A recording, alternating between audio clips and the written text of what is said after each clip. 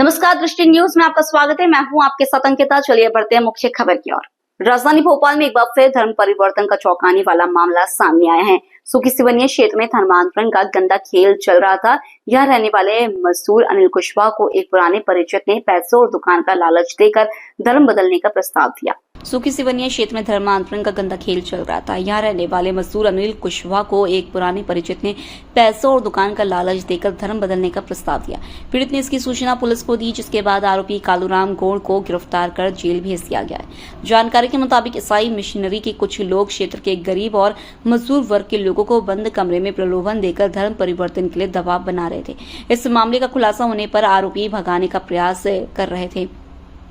दरअसल यह पूरा मामला राजधानी भोपाल के स्लम एरिया सुखी सिवनिया का बताया जा रहा है, जहां हिंदूवादी संगठनों ने छापा मारा और पाया कि यहां धर्मांतरण का गंदा खेल चल रहा है।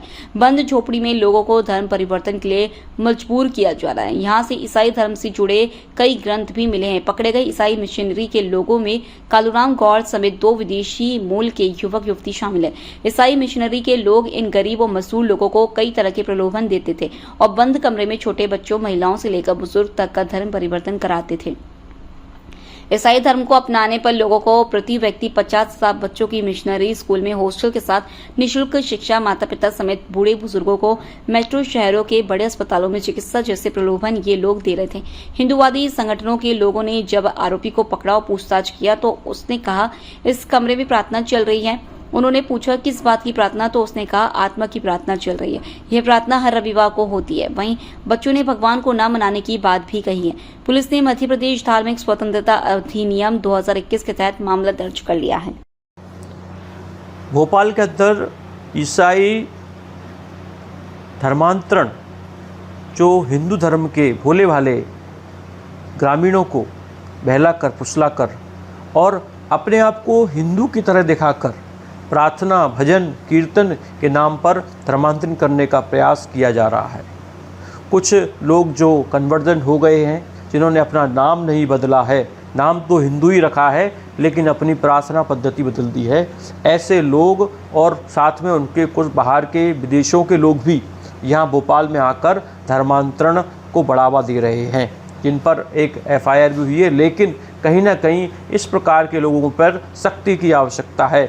जो लोग उस समय वहाँ उपस्थित थे उन सब पर भी कार्रवाई होना चाहिए।